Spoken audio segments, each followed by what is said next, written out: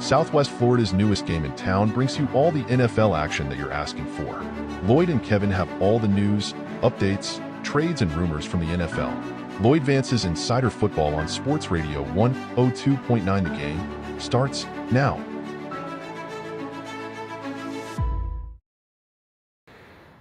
Lloyd Vance's Insider Football is back for another week here on the Coastal Sports Network and 102.9 The Game.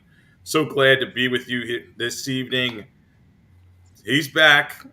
He was on assignment, everybody, but we got him back. Kevin Midgette, my tag team partner, is back for another week. And Kevin, how you doing, man?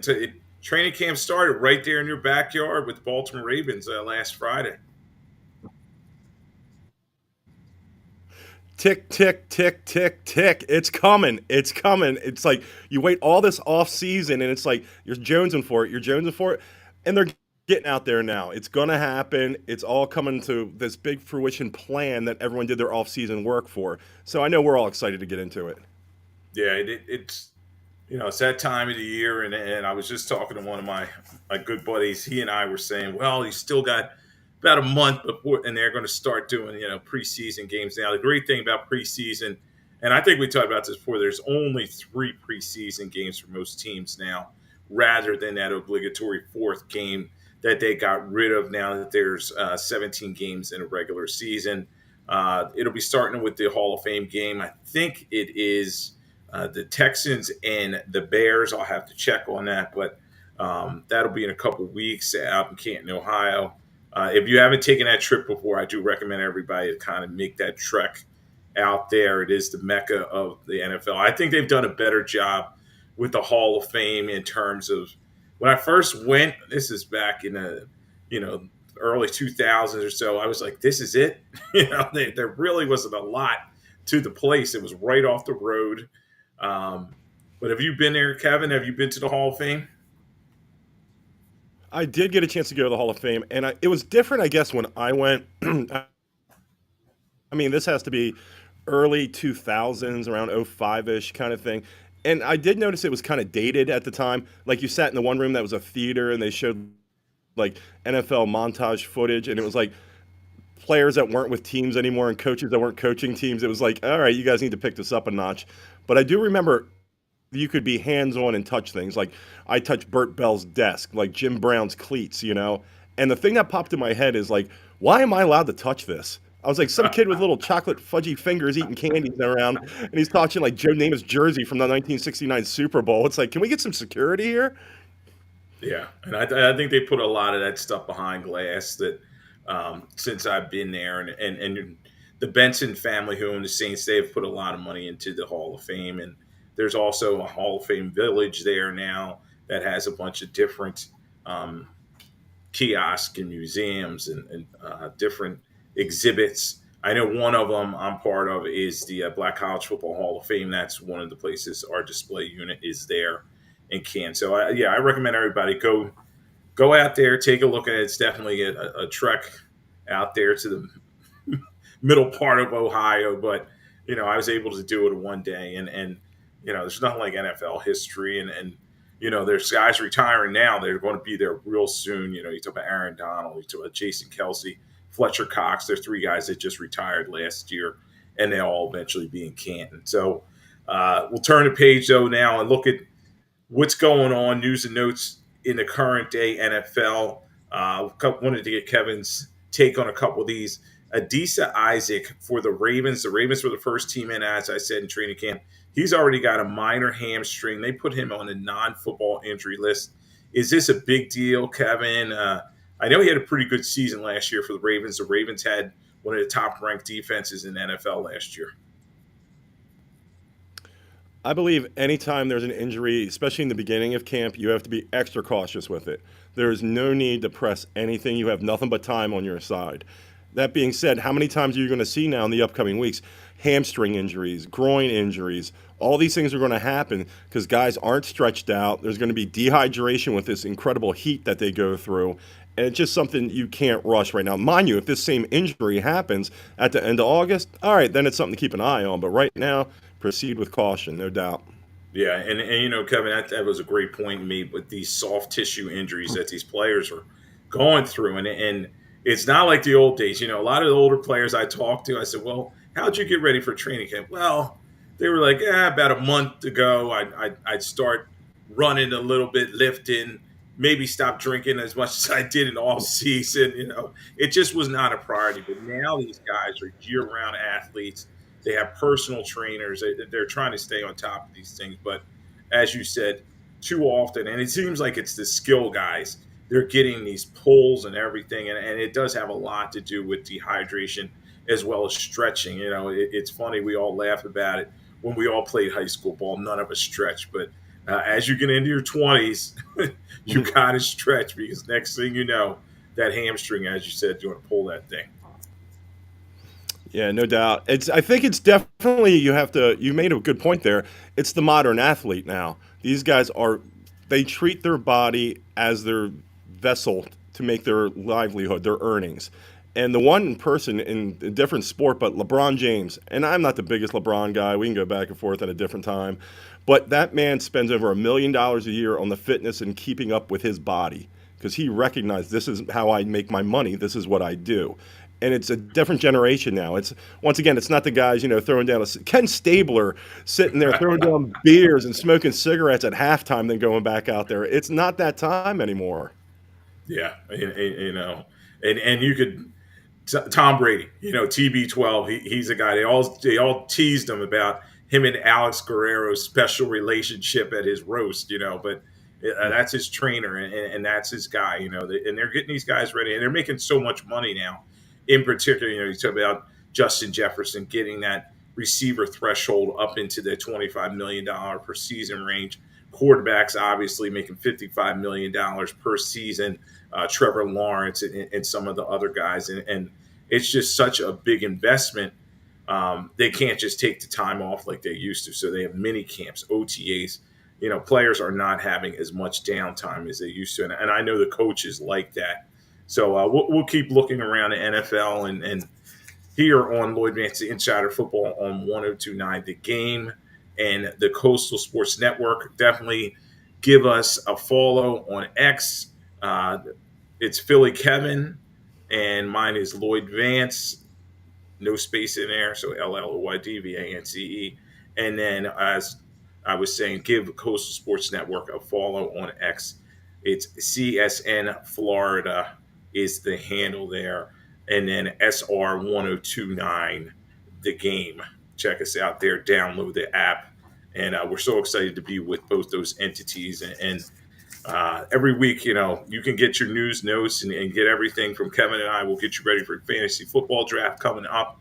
I know a lot of people last week were talking about player props and bets. I know that's a big thing I talk about on BYP with our friend Rich Q on his show on the network. And it's all coming. It's all going to be covered. And as Kevin said, everybody's jonesing for this thing to kick off. And one of the big stories, and we talked about this before, is the holdout watch list. So the Patriots, a team who's really downtrodden, Matthew Judon is entering the last year of his contract, and he's always been a very strong leader on that defense. But it seems like he's unhappy about his contract.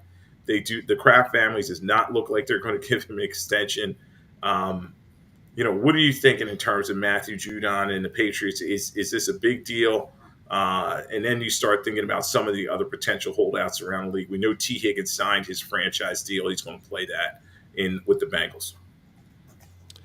I think as far as it goes with Judon is that there's a new regime there now.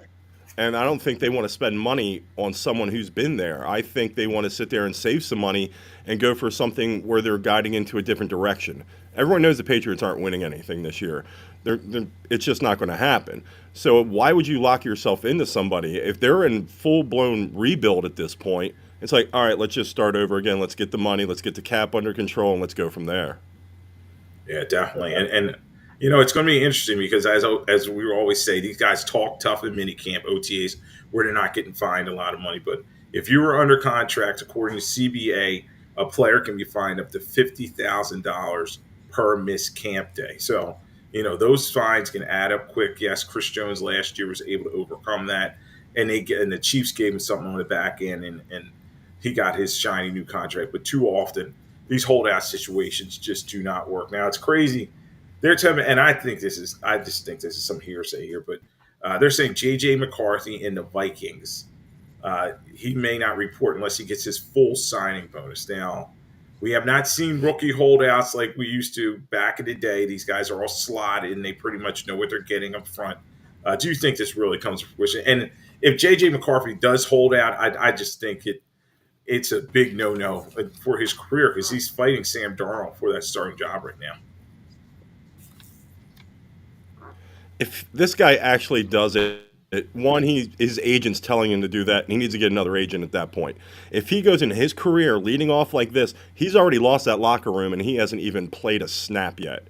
Those guys don't want to hear about some guy coming from college complaining about getting his full money because he's going to make more money than 99% of that team. So what your job is as a rookie quarterback is get in there, get to know those guys, get them on your side, and do your job because you're going to play catch-up the rest of the year, and you're going to go out there, and you're going to suffer, and the team's going to suffer.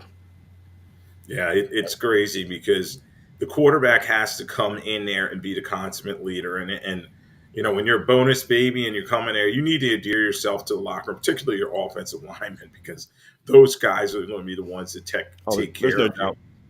And Kevin, something we talked about, and then now all the national guys are jumping on it this week, but we had it first. They're all debating quarterbacks top 10. This guy top 10, that guy top 10. And we talked about it kind of in the level of Jalen Hurts, who's better than Hurts, who's not better than Hurts. But I'll give you my top 10, and then you can kind of chime in on it.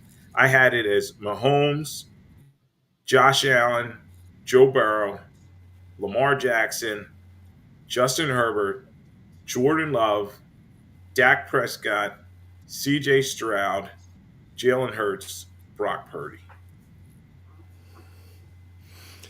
I think you got the right guys in there. The order could be a little debatable, I think.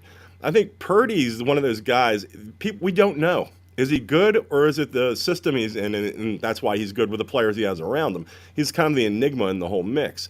I think where everyone is a lot more down on Dak because of how Dak plays in the playoffs. That definitely contributes to it.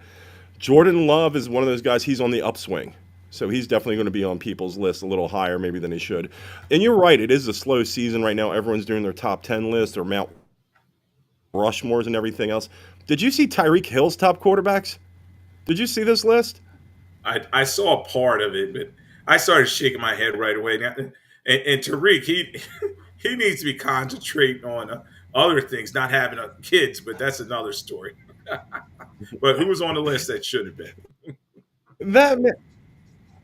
He had guys. He had to throw Tua on there because, he's got to get the ball from this guy. So you got to throw him in there. I know Lamar Jackson was on there. I know Dak was on there. I think Patrick Mahomes. I forget one of the other ones. But the last quarterback he had on there out of the whole NFL was Baker Mayfield.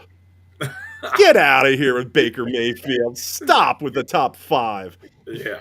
Yeah, I know we have a large listening audience in Tampa, but even the most ardent Bucs fan cannot say that, Baker Mayfield is a top 10 quarterback. He's on his 4th team.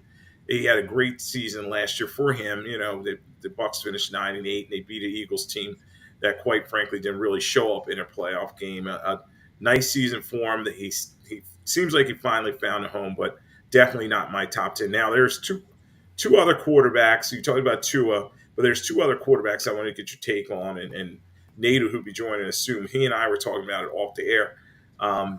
Matthew Stafford and Jared Goff. Are these guys top 10? I have them on the outside looking in, but, Stafford's had a great career, won a Super Bowl. But the thing is, he's getting a little up in age. Now, Goff is the ultimate Rodney Dangerfield. He just never seems to get his respect.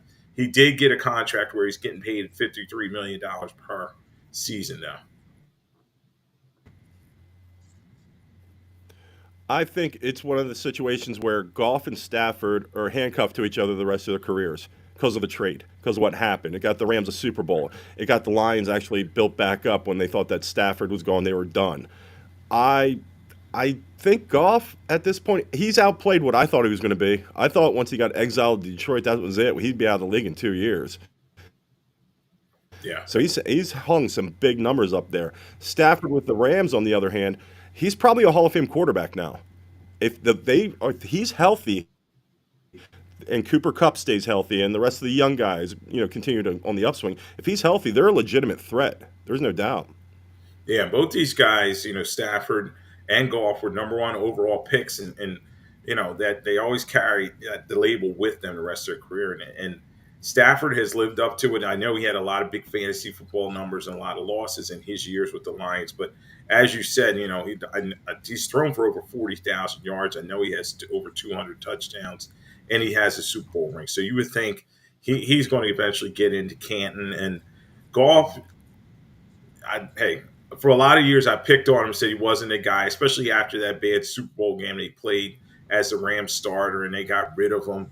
But he's kind of earned his respect out there in the league, and the Lions are on the team on the come up, and he's done a great job. So, Goff, definitely he's somebody that I may have to move higher in my top 10. But we'll see. You're listening to Lloyd Vance's Insider Football here on 102.9 The Game, the Coastal Sports Network. Thanks for joining us. I'm here with my tag team partner at Philly Kevin. That's his handle, at Philly Kevin. So that's Kevin Midgette. Give him a follow on X. Also, give the network a follow at csnflorida.com. You can also download our app on sr1029thegame.com. And definitely, and one other thing, we also, if you'd like to, we're working this out, working the kinks out. You can call or text the program at 727-858-6650. So that's out there if you want to call. And I know some people that pass it. Our Kevin Midgette looks like Kevin James. That's what a couple. Not they the said, first time, believe me. Not they the said first King time. of Queens. They say you got the King of Queens on there with you, Lloyd. But you know who I do have, and Kevin brought him up earlier. Angel sent out a promo last week calling us LeBron and Bronny of the airways. Nate's he's not a big LeBron guy, just like Kevin. And I'll say I'm Jackie Slater and he's Matthew Slater. So we're so excited to have him back with us for another week. Nate Vance, he is a mass communications major and football player at Misericordia University. And he's got his fantasy spot, and he's going to stick around because we're going to do a preview of the NFC West. So take it away, Nate. All right, how you guys doing? What's up, buddy? All right, so today I got the top 5 tight ends going into this year for fantasy. And if you look at fantasy football this year, this seems like the first year that in a while that there's multiple good tight ends and down the board. This year you have at least 10 quality tight ends. Before, it was a position where it was like, okay, there's maybe 3-4 guys that are good, and then you have to find a flyer every week. But the league has brought back the tight end position, and there's a lot of good tight ends all around the league now. And the first guy is he's not a new name. It's Travis Kelce. He's been here before. He does this. He's 93 catches, 984 yards, and 5 touchdowns in 15 games last year. He was a tight end 1 in points per game, 14.6. He was the tight end 3 overall. He missed those 2 games, one in the beginning of the year, one in the middle of the year. But weeks 1 through 7, when you saw the offense, when it was rolling, towards the back half of the year, the offense just didn't seem right. Guys, they were double teaming Kelce, and guys were dropping the ball, and there was no other reliable targets on the team. But this upcoming season, you see them. They draft Xavier Worthy in the first round, a guy that can stretch the field, a guy that comes in and projects to be a huge contributing role for the team. And then you also bring in Hollywood Brown, another guy who can stretch the field, is a known vet in the league, proven that he can be a consistent player week in and week out. You're going to see Travis Kelce stop to get double teamed as much, be able to work the middle of the field more, just like he was doing. You saw in the playoff games, you saw him kind of have a better outlook of what he had during the season. But I mean, the guy's just a dominant player, a future Hall of Famer, and he's my tight end one for this year. What do you think, Kevin?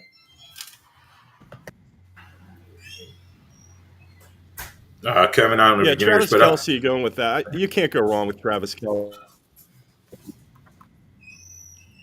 Yeah, Go ahead. he just seems like the easy pick this year. hold on, is it Travis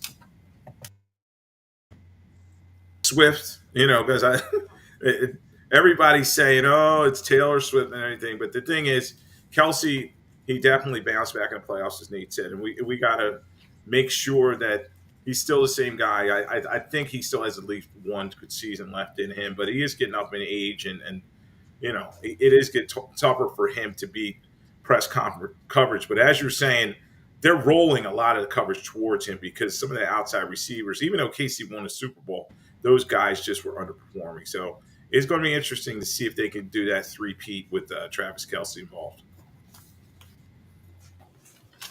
Yeah, anytime you got the best quarterback in the league, I mean, you can't go wrong with his favorite option. So my next guy, he can be – a lot of people are arguing that he should be above Kelsey this year. He had the big rookie year last year.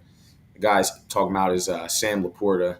I mean, he probably had the best statistical season of any rookie to ever play in the league as a tight end. He had 86 catches for 889 yards and 10 touchdowns. Like I said, one of the best rookie seasons of all time. And he's coming back to an offense this year that projects to be one of the best in the league. They bring back all their guys. They have Monra, Jahmyr Gibbs, and him. Those guys are the vocal point of the receiving game in that Detroit offense. They love to run two tight end sets. He takes about 87.5% of the time he's on the field. So he doesn't come off the field a lot. He's Goff's safety blanket. Goff is always looking for him in the red zone. And I mean, just some stats on Goff. I mean, it's known that he plays better indoors than outdoors. And 14 of their 17 games coming up this year are indoors. He has QBR of 99.3 when he's indoors versus 89.5 when he's outdoors. So, I mean, this is a tight end and a reliable offense with a reliable quarterback that should get a lot of catches and a lot of touchdowns coming back up this year. Yeah, definitely Laporta. He was on my fantasy team last year, and he was a stud last year. I think also the fact you have to point out, I think Jameson Williams having a full season is going to have a big year for Detroit as well. So you got St. Brown and Williams stretching the field like that. People have to worry about Gibbs. Laporta is going to have a lot of room to roam out there, and I think he's going to have another huge season.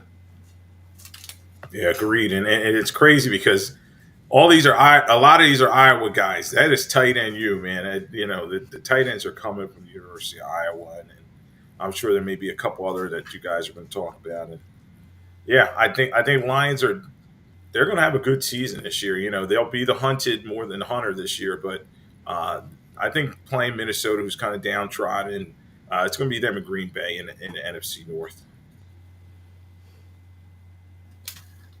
Yeah, my next guy I got. He's not a big name. Not a lot of people may know about him, but last year he broke out. He was on a very bad team last year, but the guy I'm talking about is Trey McBride, tight end for the Arizona Cardinals. They weren't a big team last year. They weren't very good. They were tanking. Kyler Murray was out half the year with his recovering from his ACL injury. But if you look at him from week 8, when Zach Ertz was cut from the team, he had 15 points per game after that. 15 points per game for the rest of the season. He led tight ends in target share all across those 10 weeks. And this is an offense that should be better this year. With Kyler Murray coming back from a full year off the ACL injury, they draft Marvin Harrison in the first round, who seems to be a generational type talent. He will take people off of Trey McBride. They also add Zay Jones. I like this team on the come up, and I think that Trey McBride will have a huge season this year in fantasy. I agree with you 100%. The fact that Marvin Harrison Jr. is the biggest weapon they have there, the ball's got to go to somebody else, especially if that kid's going to get double teamed. He is. So McBride's a nice big target right there.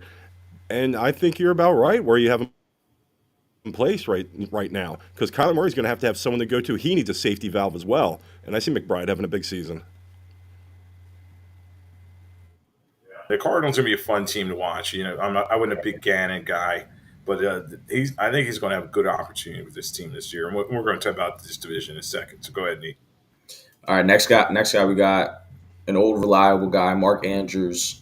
He was hurt last year, so a lot of people are forgetting about him this year. But just seeing what he did the past couple years, I mean, the guy has led tight ends and touchdowns the past 2 years prior to this. Last year he goes down in week 11 for the Ravens, but to that point he had 45 catches for 544 yards and 6 touchdowns, 22% target share, 37.8 target share in the red zone. Lamar's always looking for him in the red zone. The Ravens target their tight ends the fifth most in the league, and I mean Lamar Jackson, that's his favorite target. You saw games with him and Zay Flowers because people were worried about Zay Flowers being the number one target for Lamar Jackson, but you saw with Zay Flowers last year and with Mark Andrews that Mark Andrews was clearly his favorite target, targeting him in the red zone and just anywhere he can get him the ball. And I mean, he's coming off of an injury. He's not an injury riddled guy. He hasn't gotten really injured in the past, but he has huge touchdown upside, like 12 to 13 touchdowns he could have in a season, and he looks to have a bounce back type season this year, and I like him a lot. Mark Andrews, you can't go wrong. I mean, you can just pencil him in year after year. And until he shows that he's injury prone, he's definitely, I think, a wise pick to take if you're in the top 5 for tight ends. That is. Yeah, and the thing I like about Andrews is, and we'll talk real football for a minute. He's a two-way guy. He's a great blocker. They have that great running game in Baltimore, and they're going to try to run it down people's throat now. Derrick Henry is there. And him and Ronnie Stanley, you put them on the same side together, you're going to probably get that first down. Lamar's probably going to have another big year running the ball as well. So, yeah, I definitely like that Andrews pick there too. Yeah, and then my last guy is Evan Ingram for the Jacksonville Jaguars. He had, I don't know if people know this, but he had 114 catches last year, which is just insane for a tight end. Almost broke the single season record, 963 yards and 4 touchdowns. He was the tight end 2 in fantasy. He had 147 targets, which is the most of all time by a tight end. They lose Calvin Ridley. They lose Zay Jones. In this offense, Doug Peterson wants Trevor Lawrence to stop turning the ball over.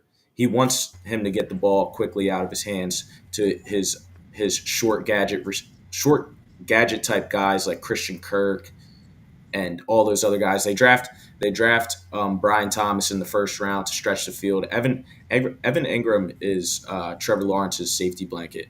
And Trevor Lawrence has to be better with his decision making. And this year, I see Evan Ingram getting the same amount of volume as he did last year. Trevor Lawrence looking to get the ball quickly out of his hands to checkdowns, which Evan Ingram ran a lot of short routes last year, intermediate to short routes. So I like Evan Ingram as another great season for him. Yeah, Ingram definitely, he came back huge last year. I thought he was one of those guys he was going to start to fizzle out, but he had a great rebound season. There's a couple other honorable mention guys I would just throw in there as well, besides your top 5. Dalton Schultz just seems to always produce with the Texans, even with the 3 wide receiver set now. They're going to have with Diggs there. Schultz, he's one of those guys you can pencil him in, and you can get him in later rounds. And the one wild card I will throw out there because he has tight end availability is Taysom Hill. Because he gets some weird runs and reverses and little, he's a red zone guy. He's a feast or famine guy, but I've had him before just plugging him in on a bye week, and he'll hang 20 points. He'll get 0 the next week, but he is a gamble guy to have on your bench. Yeah, that's a good one. And I'll throw, we didn't talk about George Kittle. Kittle's one of those two-way guys. He great in the red zone. If he's not banged up, you got to watch out for him. And I'll throw another one. I know Kevin's going to be like, oh, don't talk about this guy. But Ferguson from Dallas, I mean, he really came on. He had a big season last year. I know he's a Cowboy, but you got to give him his props. He had a lot of catches, and he and CeeDee Lamb were able to move the ball. And then, empty calorie Dak loves throwing the ball to Ferguson, so you definitely cannot forget about him when you're talking about tight ends. So we're here on Lloyd Vance's Insider Football on 102.9 The Game, the Coastal Sports Network. We're joined by Nate Vance and Kevin Midgette at the moment. When Nate did a great job on his fantasy football corner. We'll get everybody ready for their fantasy football drafts, and he was talking about tight ends this evening. We're also looking at all the different divisions. Last week, I think we previewed the AFC South. That was with Javon and myself. This week, we're going to look at, and I think this division is going to be exciting. And Nate talked about one of the players, the NFC West. Now, the NFC West, we'll start with the Arizona Cardinals. A couple years ago, the three teams made the playoffs in this division. So it's going to be interesting to see if this can happen again. I do think a couple of these teams may take a step back, but one of the teams, as Nate was talking about, McBride, the tight end position, and the come up is the Arizona Cardinals. Obviously, there's nowhere to go but up. Last year, fourth in the division, they were 4-13. Jonathan Gannon did a good job rebuilding his team. He has Drew Petzing at the offense coordinator, defense coordinator Nick Rallis, and the key is going to be how quickly can acclimate Marvin Harrison Jr., the fourth overall pick in the draft this season coming out of Ohio State, just an explosive player. And I'm very interested to see how he's going to do. I think their over-under was around 6 wins. I think they can get to that number. But what do you think, guys, in terms of the Arizona Cardinals? I'll start with Kevin first. I know that the Cardinals at least have solidified that offensive line a little bit, get Kyler Murray a little bit more protected. They went on the defensive side of the ball. That's where they struggled huge. So they've added to that. I think the development of the running back Benson, that's going to be huge for that team if they can get that kid going. Yeah, I like Benson a lot coming in there, and he's a third-round pick out of Florida State. He's going to help take some of the pressure off of James Conner. What are you thinking about the Cardinals, Nate? Yeah, like Kevin was saying, they went out and addressed the offensive line in free agency. They got Jonah Williams, offensive tackle from the Bengals. He seems to be a plug-and-play guy to protect Kyler Murray. And then on the defensive side of the ball, they brought in Sean Murphy-Bunting, corner from the Titans, Justin Jones, Mac Wilson, linebacker from the Patriots, Bilal Nichols, defensive tackle. Jonathan Gannon, he's trying to build up a defense over there. You see what he did when he was with the Eagles, having one of the best D-lines in the league. He's trying to replicate that over in Arizona.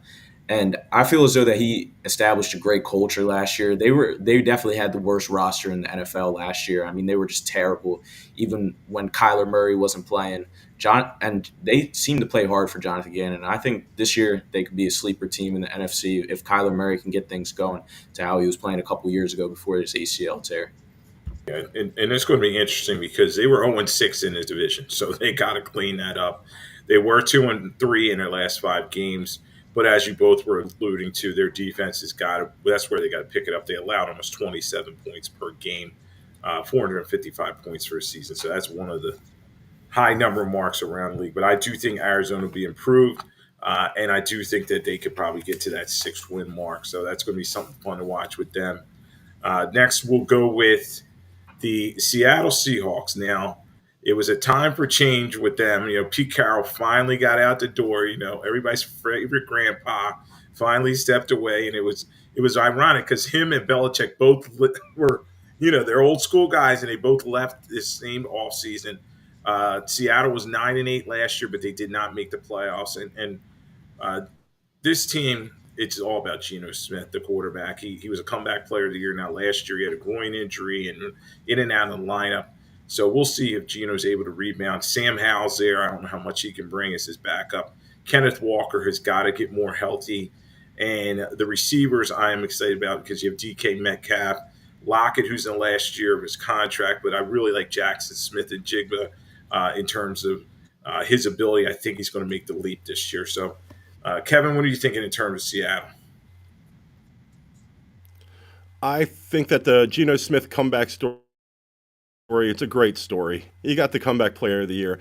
Is Geno Smith going to take them to the championship game even? No, not at all.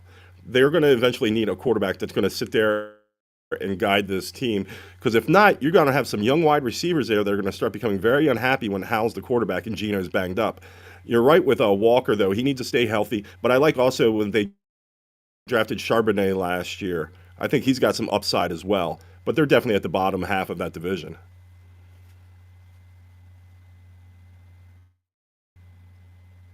And their O-line last year was terrible. Are they going to be able to protect Geno Smith and give him time in the pocket? Because when he has time in the pocket, he doesn't look like that bad of a quarterback. But when he's under pressure, he just does not look good at all, and he seems to fold under pressure every time. They lost one of their O-linemen in free agency. They didn't replace him with anything. They went heavy defense. They went heavy defense in the draft and free agency. So, I mean, Geno is probably not the guy, but he could. It seems like what we're going to get out of this team and what they're going to do, probably around a 500 record again, like they were just the past 2 seasons. Yeah, it's going to be interesting for Seattle because I think they take a step back from that 9-8. I was actually surprised they got to that 9-win mark last season. Another team they allowed over 400 points, around 23 points per game, and then they only scored 21 points. So they were having problems putting points on the board. 2-4 in division. They do play tough in division, but 2-4 shows you they had some problems when they played some of the other teams. 3-2 in their last 5 games, and the big thing is this defense. They traded for Leonard Williams from the Giants, but other than that, they really don't have a lot on this defense. I know everybody's going to talk about Witherspoon. He's a good young DB who's kind of emerging, but they have a lot of stuff to do in terms of this defense. They have Aiden Durday coming over as the new defensive coordinator, and Ryan Grubb's coming from the University of Washington. So, they may be challenging Arizona for that bottom spot in the division. We'll see how that goes.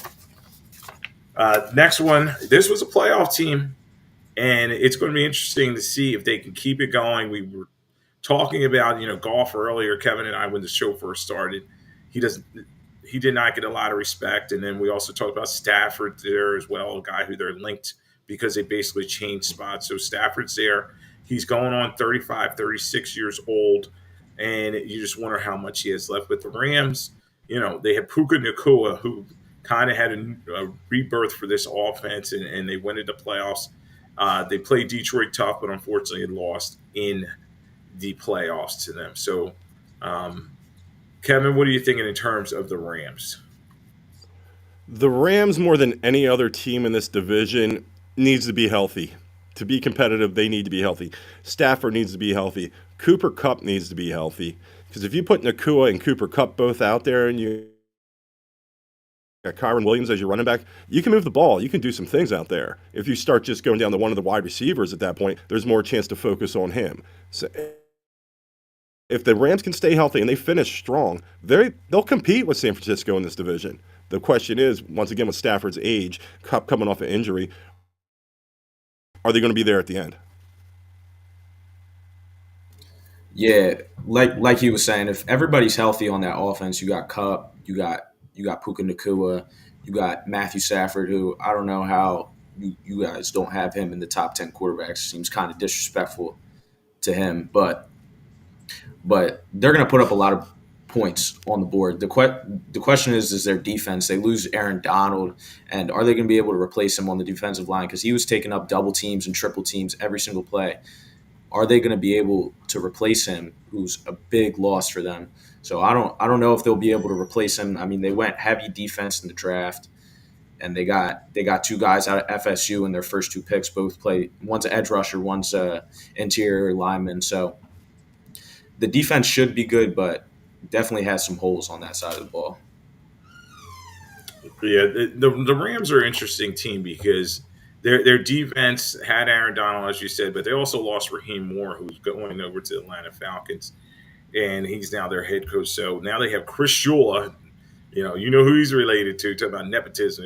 That's one of Don Shula's relatives there. He's coming there as a defensive coordinator. Still have Michael LaFleur and Sean McVay running that offense, and the offense is going to be the key. They were one of the most explosives in the NFL last year, scoring over 400 points. And the defense, surprisingly, was pretty well. The defense allowed 22 or so. And 5-1 in division. So it's going to be them competing with the Niners.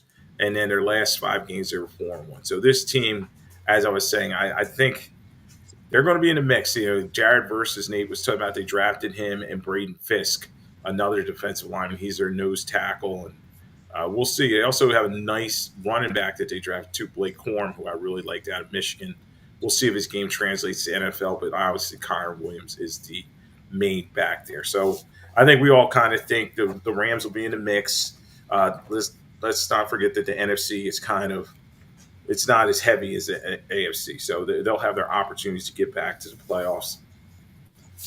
The last team that we're going to talk about here on Lloyd Vance Insider Football on 102.9 The Game, Coastal Sports Network, in our NFC West preview. And Kevin probably doesn't like these guys.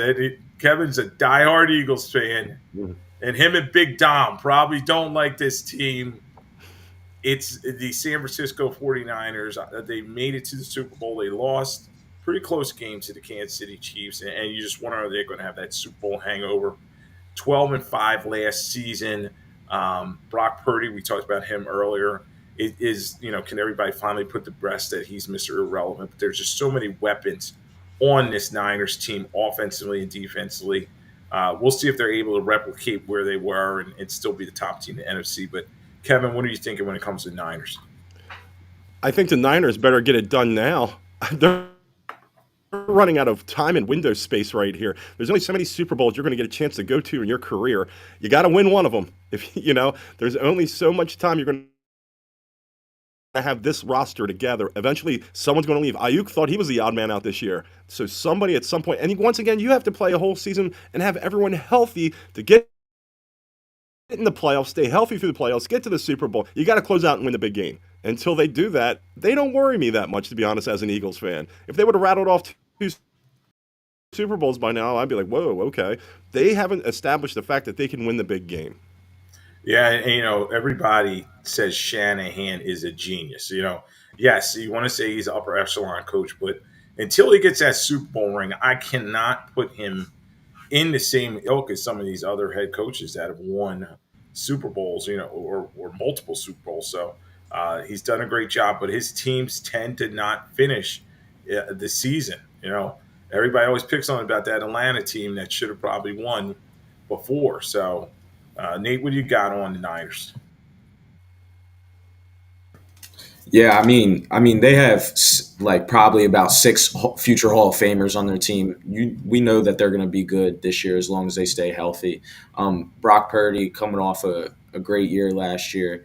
I think they just look to be the same team as last year, and finally, like Kevin was saying, get this thing done because they're running out of time. I mean, Brandon Ayuk, he's looking to get paid. Brock Purdy is eventually going to be looking to get paid. They can do all this right now because Brock Purdy is making about $800 to $900K a year.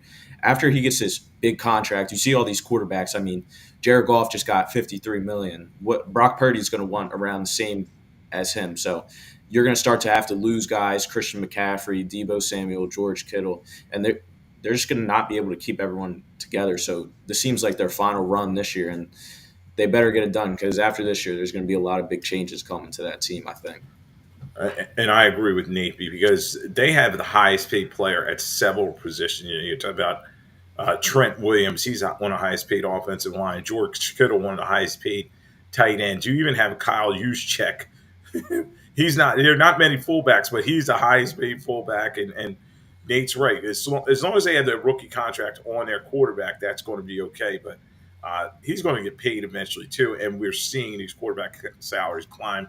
Trevor Lawrence, as we talked about earlier, $55 million per season, and I wouldn't pay Brock Purdy that much. I wouldn't pay Dak Prescott that much, But it seems like that's the NFL that we live in right now. And then the big thing with the Niners is they play 6 primetime games, and they face 9 teams that made the playoffs. So they're going to have that bullseye on their back. It starts on Monday Night Football, Week 1 against the Jets, and we'll see how that works out. And but then after the Jets, they're at Minnesota, at the Rams, New England, Arizona, at Seattle on a Thursday night, and then Week 7 we have the rematch from the Super Bowl against Kansas City and then they have Dallas on Sunday Night Football in their bye. So there's some tough games for them. Week 13 in particular, I'm looking at. They're at Green Bay. That's week 12. And then week 13, they're at Buffalo on Sunday Night Football. So a lot of potholes. And week 17, you can't look past that game. They host Detroit on a Monday night. So it's going to be fun to watch all these games and see if Purdy can live up to taking that next step in his career. And they need him, quite frankly, to do that. Now, McCaffrey, they gave him another extension. He's still the highest paid back in the league. You talk about health. He's got to stay healthy. Last year he did a good job with them, but he had so many nagging injuries coming from Carolina. We'll see if he's able to overcome that. And then defensively, they have some guys that are banged up as well. So, all right. So that is our NFC West preview. We'll see if that comes to fruition. And you're listening to Lloyd Vance Insider Football here on 102.9 The Game on the Coastal Sports Network. Nate, anything else before I let you get out of here? Nah, thanks for having me, guys. All right, Nate. Talk to you later. Good job, Nate. As usual.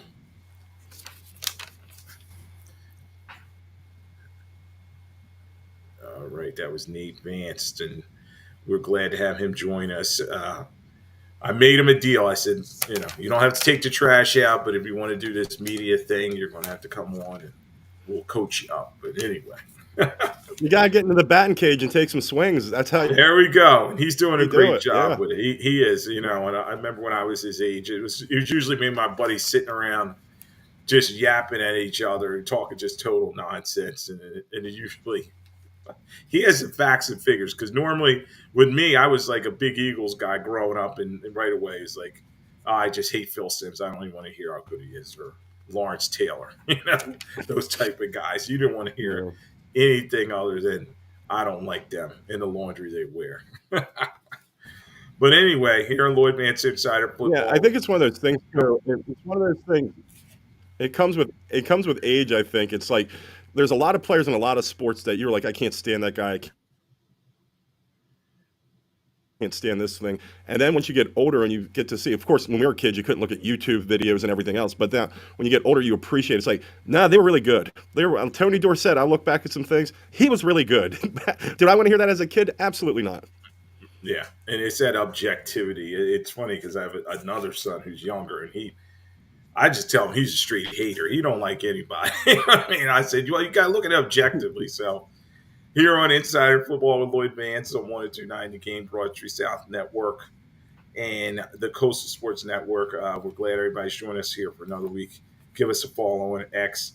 Kevin, we're going to pivot and kind of, for each team, I went through all 32, and I'm going to call this question like their motto for the season or the one question for each of them. So we'll kind of throw the team out and just kind of say, okay, this is their state of where they are. We obviously gave our preview for NFC West, but this is where every team and we'll start with where I am with the Philadelphia Eagles. I'm going to be going to training camp. I'm going to get some insider stuff in there for everybody. I'll bring that back. But with the Eagles, I think the biggest thing, Kevin, is question on Nick Sirianni. They got rid of the two coordinators, Sean Desai, Brian Johnson. They kicked them out the door. They said they were the biggest problem. We know they didn't show up in the Tampa Bay game. But Nick Sirianni and his relationship in particularly with Jalen Hurts, I think, is the biggest question mark that's going on with this Philadelphia Eagles team. If these two are not on the same page, it could be a long season. I think on paper, though, the Eagles should win the NFC East. Dallas is kind of downtrodden, we've talked about. But Sirianni, what are you thinking about him? And then talk about him and Hurts' relationship going into training camp. I think Nick Sirianni's motto, and he should have T-shirts made, is, please God, don't let us be under 500 after 6 games. Because if he's under 500 after 6 games, that whole city is going to turn on that guy. I don't care how many flowers he wants to plant and let mature and everything else. He needs to get out of the gate strong. And then once, I think it goes hand in hand. If the Eagles get out strong, Jalen Hurts is playing well, everyone's copacetic. Everyone's cool with each other. But once you start losing, now I'm going to tell you what I really think about you and I don't like. And that's what he can't have happen. Right, and it's a tough dance in the locker room because typically a lot of times they're going to side with the players, and Hertz probably has his faction, and then you wonder, who Sirianni's crew is, which is crazy. You can't. The quarterback and the coach got to be hand in glove. So hopefully they sort this thing out. Now Kellen Moore's coming in there. He's supposed to be bringing that playbook that made Dak, a Pro Bowl quarterback with him, and I think that they need to have Hertz do more intermediate throws, maybe to the backs, get the tight end Dallas Goedert more involved in this offense, and kind of allow him to have shorter throws, be more protected. So the Eagles are be interesting, but definitely the biggest question is Nick Sirianni. Sticking in the division, the Dallas Cowboys, I think the motto for them, their offseason slogan should have been "Do nothing." I mean, they did absolutely nothing. Jerry Jones was talking about, oh, this is going to be exciting offseason, and we're loading up. Well, they didn't do anything. Everybody's on last year of contract, including Mike McCarthy, their head coach. They did bring back Ezekiel Elliott, whatever's left of him from his New England Patriot retreat. But I just don't see Dallas having that type of season. 12 wins. They've had 12 wins in a row for like the last 12 years, but I don't see them making the playoffs this season. So what do you think about the do nothing off season of the Cowboys? I believe that Mike McCarthy's train of thought by the middle of November will be, should I buy green bananas for the office? Because I don't think I'm going to be here to be able to eat these bananas. I think he is on a very short leash, my friend. I think, once again, if they get out to a slow start, he's going to be the first guy to go. And at that point, are you re-signing Dak? That's a huge thing holding over this whole team right now.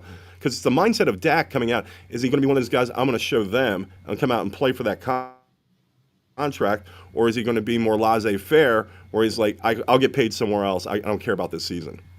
Yeah, and with so many guys on the last year of their contract and the ambiguity swirling, I just feel like this is a tear-down team after this season. As crazy it sounds, do they bring Belichick in? Do they bring Deion Sanders in there with his son?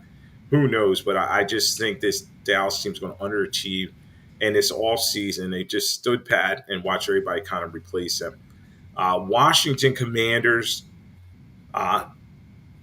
this is the start of the Jaden Daniels era. They finally have some excitement with this team. It's been forever. Yes, Joshua Harris brought the team and got rid of Daniel Snyder and his mess. But I think Jaden Daniels coming there is going to be a breath of fresh air for this team. They haven't had this excitement since RG3 was there a while back. And he's thin and probably runs a little too much for my taste, but I think he's going to bring some excitement to the Commanders. The Commanders fan base, I will say, they do need. I mean, every fan base, when you're struggling year after year, not making the postseason, you want that young quarterback in. If the Commanders go out and win 8 games this year, that's a great season for them. Right there, you should have parades for that. But the fact is, what would help that fan base? Get some wins over Dallas, beat the Eagles. Well, they actually do play well against the Eagles, so I can't even mention that.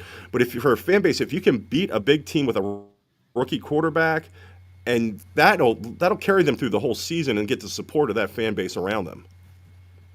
Yeah, so the Commanders I think they're going to be in the mix to kind of surprise some teams here and there, but they still will be below the Eagles and the Cowboys. Now, this next team, and they're featured all over the NFL all-season Hard Knocks, and they're so crying to Saquon. Oh, Saquon, please, call us back, please. Joe Shane kind of looks like it's not a good look for him.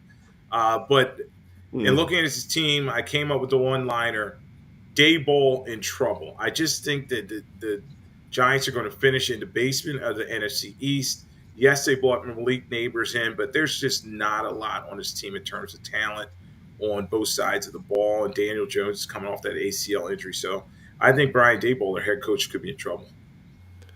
I think there's no doubt about it. I think the Giants, with that Hard Knocks, they're coming off really needy. They're like a thirsty chick that wants attention. Call me back, please. This is my 8th message I've left you. It's like, I'll call you when I want to call you. Yeah, and the Danny Dimes thing, they can't do anything with that. If the guy plays his best now, mind you, What are they winning? 7 games? I mean, they just don't have the talent there. They really don't. And Neighbors, you don't know how this is going to stunt him as a wide receiver as well with the influx of quarterbacks if Jones gets hurt and they're throwing in other guys off the carousel. Yeah, and I know our buddy Rich Quinones, he's going to need some antacid, I think, this season with his Giants. It's going to be a long season. I see Angels nodding his head. He's part of Rich's show, and Rich gets so fired up. That's so much fun watching him each week. Uh, they shouldn't have freaking punted the ball there. Like, it's a situation. We'll see.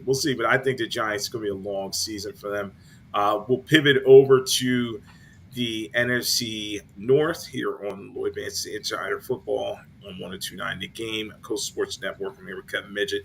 We're doing one question / motto for each team around the league.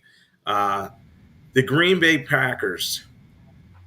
The big thing was, and this is the question: can they maintain the momentum that they started last season? Because they went into playoffs. They surprised Dallas in Dallas. They beat them, and then they played very well against the Niners. And Jordan Love, everybody's wondering, is he going to continue that ascension? So what are you thinking in terms of the Packers? Will they continue their momentum? The question is with Green Bay, and I read this the other day, do you start locking up Jordan Love now? Because the price of quarterbacks just keeps going up. And you fall into the Eagles Carson Wentz situation there because you go and pay this guy money early and say, he falls off the map, injuries derail his career and everything else. But at the time, it was like, if he played like an MVP caliber quarterback, you got him as a steal. So would you do that with Jordan Love right now if you're Green Bay? Ooh, that's a tough one because, Brian Gutekunst, who's their general manager, he's got to weigh that, but he sat and waited for a couple of years, Jordan Love. So now he's at that age. He's been there. He's had some success, and now you see Jared Goff get paid in your division, $53 million per season. I think Jordan Love's better than Jalen Hurts, who I think is around $52 million per season. So, yeah, I think he should get that amount. And Trevor Lawrence, a guy he's succeeded more than him, highest paid guy. So this is the world we live in. I think Jordan Love will get that contract. They're talking about it's going to get done sometime in training camp, and he's going to be a very happy guy. So Packers, one of the youngest teams in the playoffs since in the Super Bowl era to win a playoff game. So I think, yes, they continue ascending. Now, they are going to have to compete with this next team.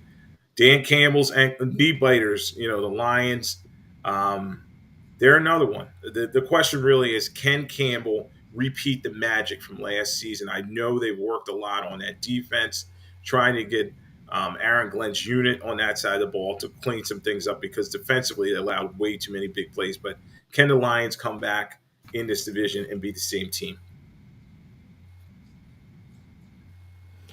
The Lions are legit. There's no doubt about it. They're probably, I'd say, top 3 in the NFC. To go to the Super Bowl. They're legit. They're strong, especially on the offensive side, of course.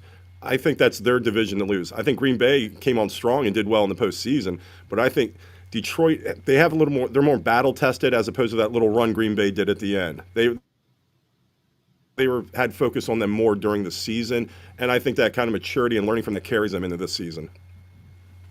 Yeah, and I agree with you. The Lions are going to continue to be a tough out. And the NFC, as we're saying, it's top heavy. The AFC has a lot more parity, and there's so many tough teams there.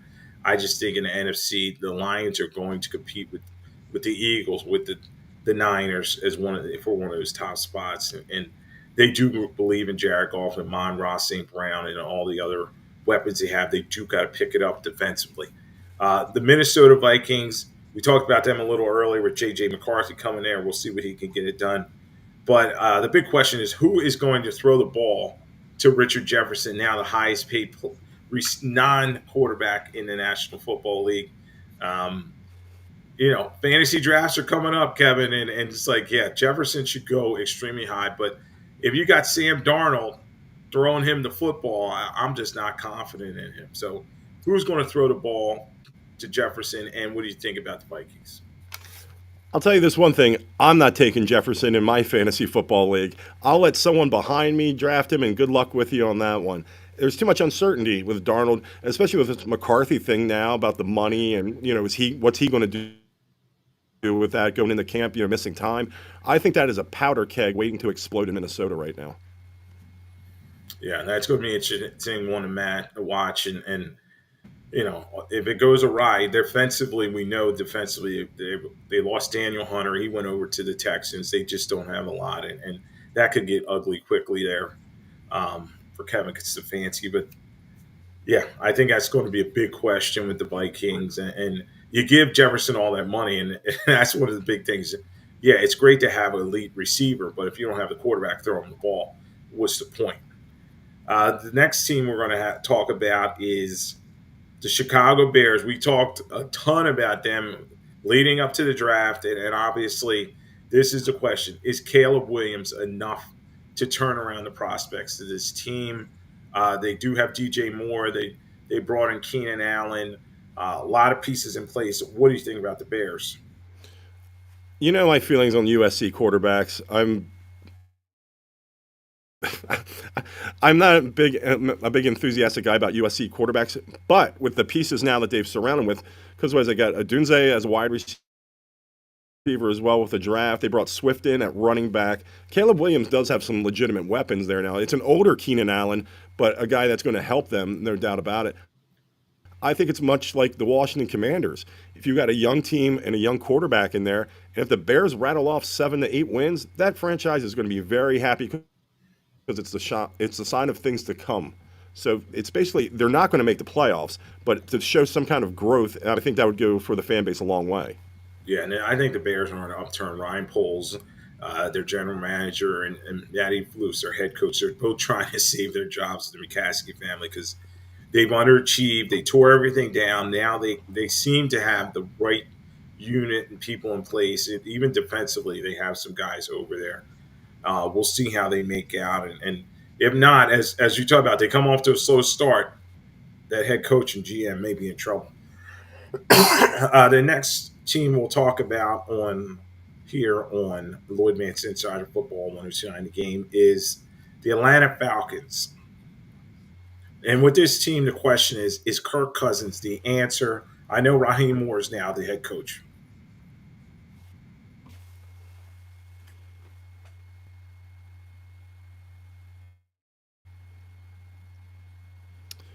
Yeah, with the Atlanta Falcons, Lloyd, the one thing that I think we all can agree on is they they have some young weapons as well. I mean, you have Bijan Robinson, Drake London, with Kirk Cousins even there, and I'm not even going to throw in Pitts because I don't, my thoughts on Kyle Pitts. But we got Penix Jr. now in the quarterback to be waiting. So they're going to be an interesting team to watch to see how everything shakes out with them. Yeah, and they have Zach Robinson coming over from the Rams, and there is just so many weapons, and you just wonder in an NFC South that's always so downtrodden, is it time for them to step up? And 10 wins may get it done there. So it's going to be interesting to see if the Falcons can overtake this next team, and that's Tampa Bay Bucks. So we have a lot of listeners in Tampa Bay area here on the Coast Sports Network, and the big question with the Tampa Bay Bucks is, can Baker and Todd Bowles replicate their success from last year? And definitely, okay, yeah, they beat the Eagles, and the Eagles are downtrodden in that game. But you just wonder, is this Baker's final stop? Is he still going to be a journeyman type of quarterback? I think it's one of the things with the Tampa Bay Buccaneers. They have to play their style of football to win games. If you remember like basketball, say in the late 80s, early 90s, how like the Knicks and Pistons used to play, like they have to play like this physical style. They can't run up and down the court with you. The same with the Buccaneers. Buccaneers aren't going to hang 40 on you. They have to sit there. They have to muck and grind. They have to win a game 24-17, something like that. If they can get people they can dictate the pace and have people play at their pace, they've got a shot to be 8 to 9 wins. Well, like you said, I think 10 wins this division.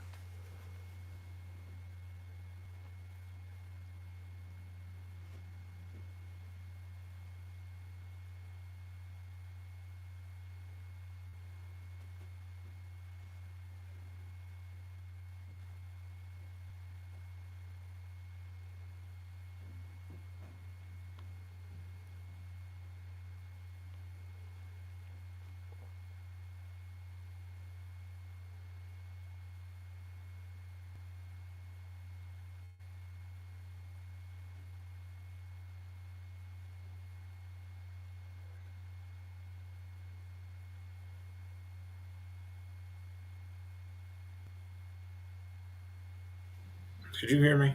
You couldn't hear I'm me. I was talking. I Yeah, was I'm with talking. you. The next team we're talking about is the New Orleans Saints. They're stuck in no man's land, and that's the thing with this with the Saints. Every year they seem to finish 9-8. They lost at the end of the season to the Bucks in the key game.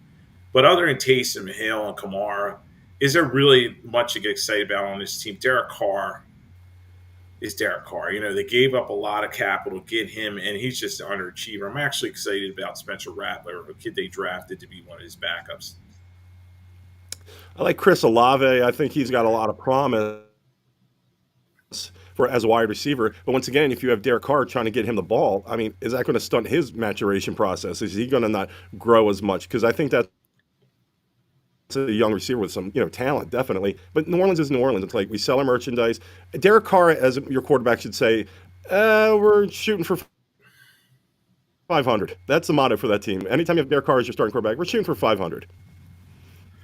Yeah, you have Dennis Allen there, who's been there for a while now. You replace Sean Payton, and you just wonder, okay, are they ever going to get up over the hump? And it may be like a lot like we talked about the Sixers in the past, where you may have to get really bad to get good. You know what I mean? Like, because if they're stuck in no man's land, what's the point? But it is a race to 10 in that division. We'll see, but I think the Saints kind of are on the outside looking in. The next team is the Carolina Panthers.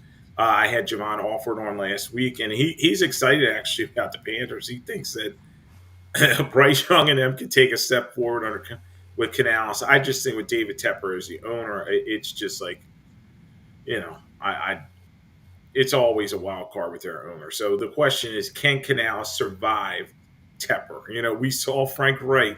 He was fired in his first season. It wasn't even the full season. He made about 8 games or so. So what are you thinking in terms of the Panthers?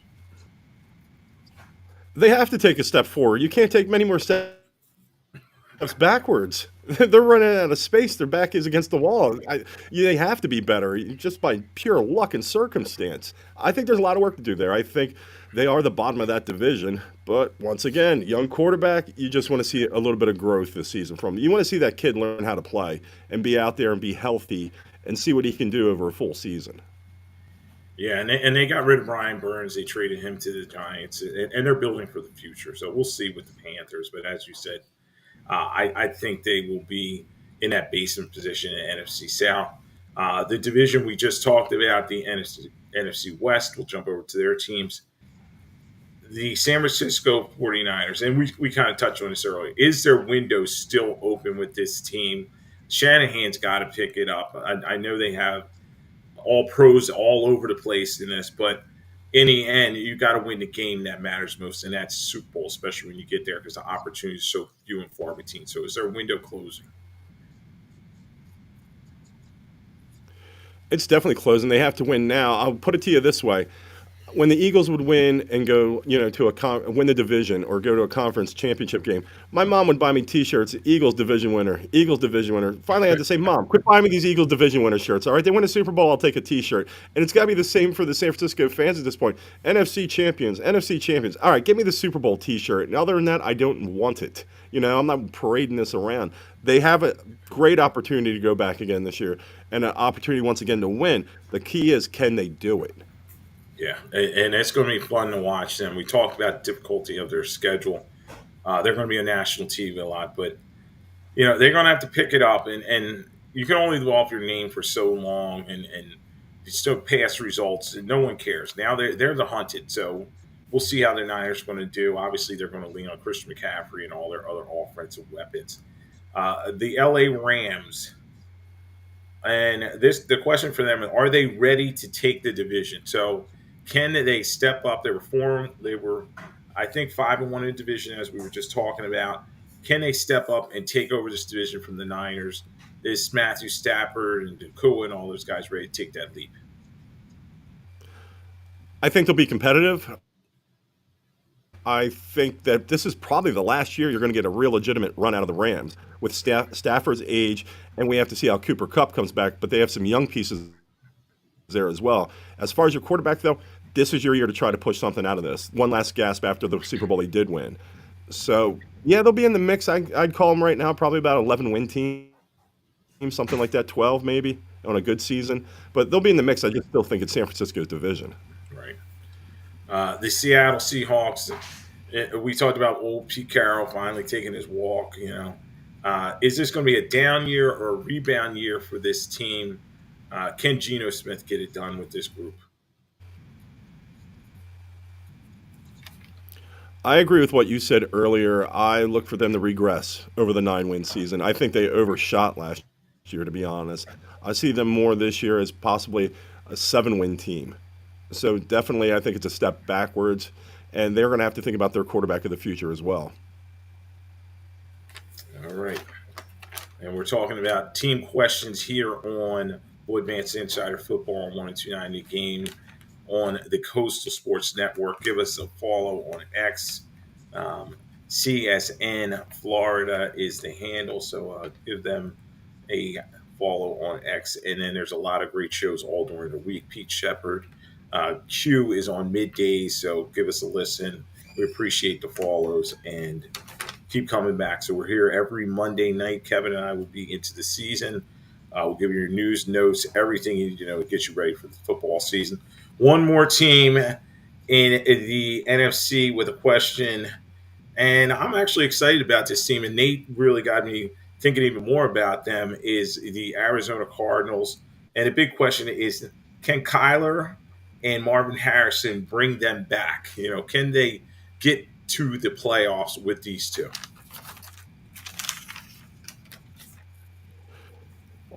Short answer, no.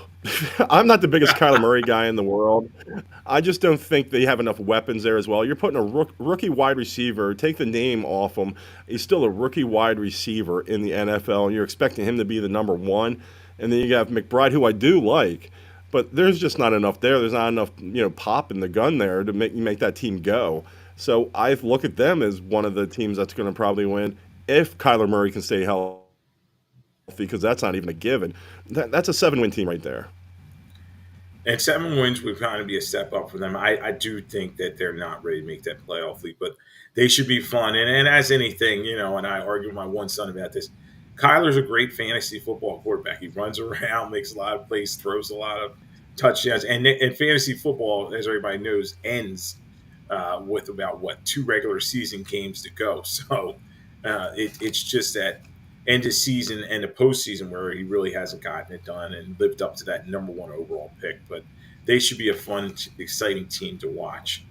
We got a couple more minutes left here on Lloyd Vance Inside Football. We'll jump over to the AFC. We'll start with the champs. As Ric Flair says, to beat a man, you got to beat the man. So Andy Reid, Patrick Mahomes, they're back-to-back champs. Can they do the three-peat with Kansas City? You have to prove me that they can't. I mean, they are the champs until someone can knock them off. And it seems like the contenders that are going against them, it's almost like a mental edge when people would climb in the ring with Tyson. It's like they already have that mental edge over every team that steps on the field with them. Cincinnati, Buffalo. It's just, can they knock them out in the playoffs? I'm not even talking about regular season games. Can you beat them when it matters the most? And I've really yet to see anyone really do it. An interesting thing, Kevin, is they proved they could go on the road last year. That was always the biggest knock. Could they win outside of Arrowhead? And they went into, they went to Buffalo and they went to Baltimore, two of the toughest places to play. And they took those teams out. And Patrick Mahomes, he's a great elixir. He's a cure all for anything. The best quarterback out there. And as we were talking about earlier with Nate and with Kelsey and the whole crew, there's just so many weapons on his team now. We'll see if they're going to be able to bounce back from L'Jarius Sneed leaving. Defensively, they still have Chris Jones, obviously, and Spagnuolo, defensive coordinator. So, that'll be a good stopping point right there. So we did pretty good, Kevin. We got through all the NFC and one of the AFC teams. We'll pick it up next week with the questions for the rest of the league. But another great week here on Lloyd Vance Insider Football. I appreciate Angel doing a great job behind the glass on the ones and twos. Kevin, as always, bringing in knowledge as my co-host, and then Nate Nate's coming along, man.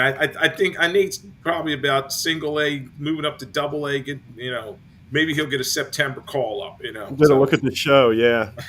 so doing a great job, and we'll continue having Nathan on while he's home during his break, and then maybe during the season. But I appreciate everybody joining us again on Lloyd Vance Inside of Football. Look for you back next Monday, and also continue to watch us and follow us on Coastal Sports Network. All the great shows there. Pete Shepard, Middays with Q. Check out all the great shows. So talk to you later.